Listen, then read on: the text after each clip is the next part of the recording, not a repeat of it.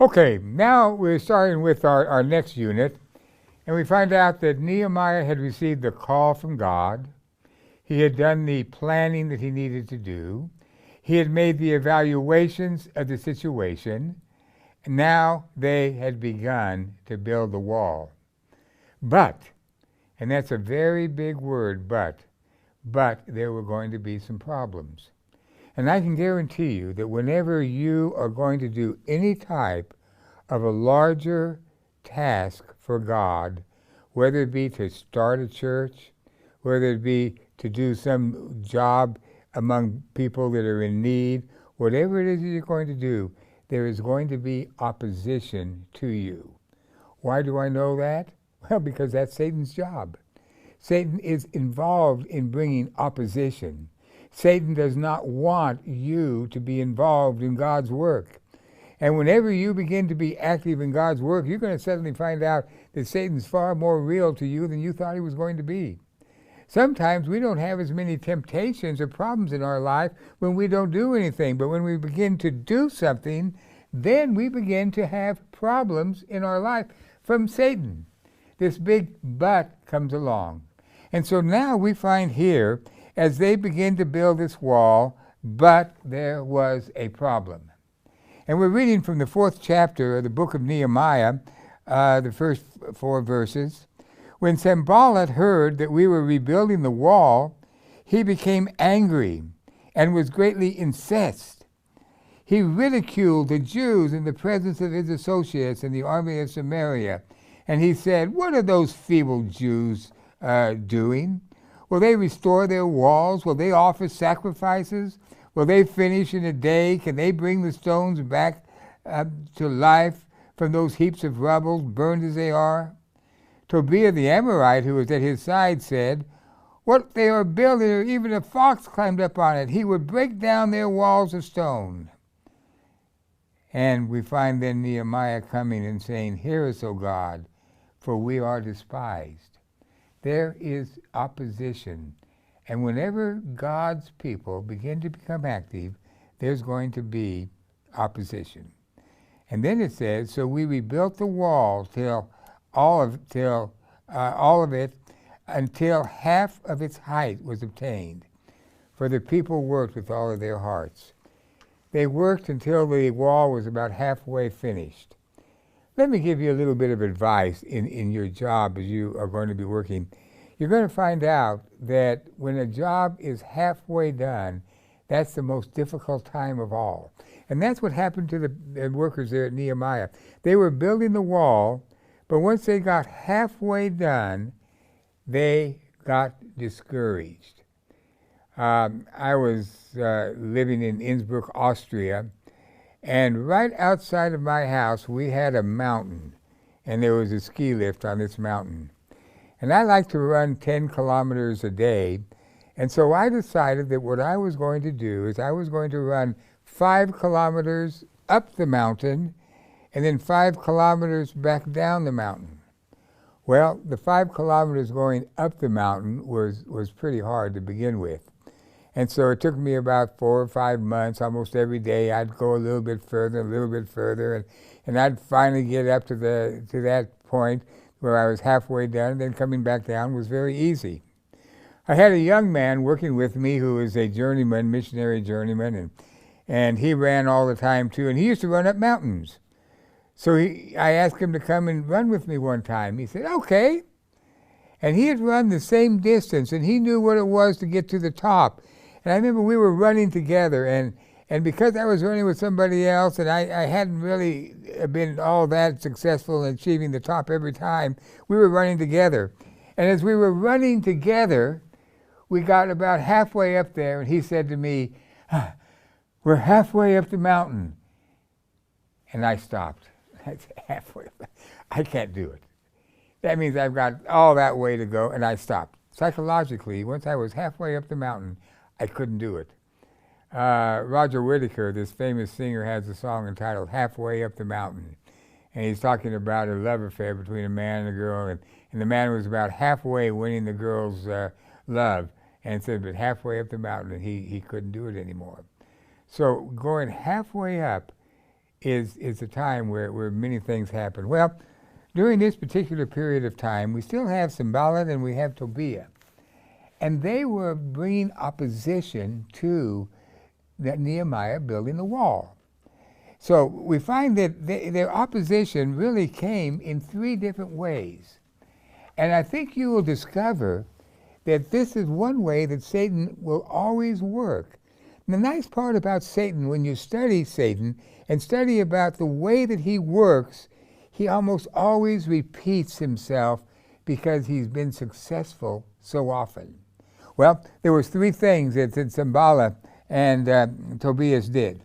The first thing they did is they ridiculed the Jews. The Bible said they ridiculed them.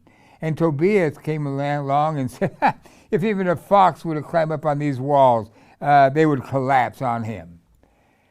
And so they begin to ridicule. And there'll be people that will come along that will make fun of you. And if you say to them, I feel that God has laid upon my heart to start a new church in a certain district in the city that I'm living in, the first response is going to be, you can't do that. That's not possible. You can't do that. There will be ridicule upon you. Then the second thing that happened is after the ridicule was not very good, and we find this a little bit further down, that the enemies came down and they said to them, if you continue to build this wall, we will cause you harm. We will send our armies there and they will stop you from building. There was a threat of violence. There was a threat even of death. And I want to tell you this, you know, there is threats of death. I've received death threats in my own life. I received a letter one time that says, we know what you're doing, and if you continue to do this, you and your family are in danger. We know where your children go to school. We know where they go. We know what they're doing. We will kill them. And so there will be threats that will be coming. And these threats sometimes are real, particularly when you come from Islam, and these threats will be good. So you have to be aware of the fact that Satan will use threats. Well, a little bit later on, we discover that they continued to work. And as they continued to work, Nehemiah got a letter from these two men. And the letter was written, and they said to Nehemiah, Nehemiah, you're a good guy. You're a friend. Why don't you come on down and meet us in the plain and let us talk about that? There was an offer of friendship. When ridicule and threats do not work, the next one is a false friendship. And they were offering to him a friendship. And Nehemiah said, we are not going to stop this work that we're doing. We're not going to go down. We're going to reject this offer. We're going to build the wall. We had a youth center in Salzburg, Austria, and the youth center was really quite successful. We started in Salzburg, and we started working primarily with high school students and later college students. And we also worked with a lot of kids from off the street, kids that were really homeless, you might say. Today, they were kids that had all kinds of problems and everything. And we had one kid by the name of Hans. And Hans was he was one that we worked with. And he said that he'd accepted Christ, but yet he was still one of these kids that was always causing problems and difficulties, and he always wanted money. He always wanted money, and he was trying to do everything he could to get money. And we told Hans, you can come to the youth center, but you can't ask people for money. And so he knew that. Well, one night we were having a meeting at the youth center, and Hans came in, and he came in and said, Brother Wagner, I've got a real problem. My mother just died. Oh, Hans, I'm so sorry. It's tragic. And she lives in Steyr, which is a town about 150 kilometers away, and she lived in Steyr, and I want to go to the funeral, but I haven't got enough money to buy a train ticket. Would you give me the money so I could buy a train ticket to go to the funeral? And I said, Hans, by all means, I would never deny you going to your mother's funeral. I'll go with you to the train station and I will buy a ticket for you, and I will put on that ticket, under no circumstances can this ticket be returned for cash. He said, well, I'll hitchhike, that's all right, but I want to buy some flowers. I want to buy some flowers for my mother's funeral. Would you give me some money to buy some flowers? I said, Hans, of course I'll do that. And the flower shop at the train station's open. We'll go down to the train station and I'll buy some flowers and I'll tell the lady that's selling the flowers that I will pay for those, but under no circumstances can you return these flowers back for money. Hans said, okay, this is a stupid youth center that you have here. You guys are doing stuff that's just ignorant and stupid, and you don't know what you're doing, and you're all dumb, and you're some of the worst people I've ever met. And I said, well, you're absolutely right, Hans. I said, we probably are. We're not very smart, and that didn't do very much good. Hans went ahead and thought for just a second. Said, Bill Wagner, do you see that fist?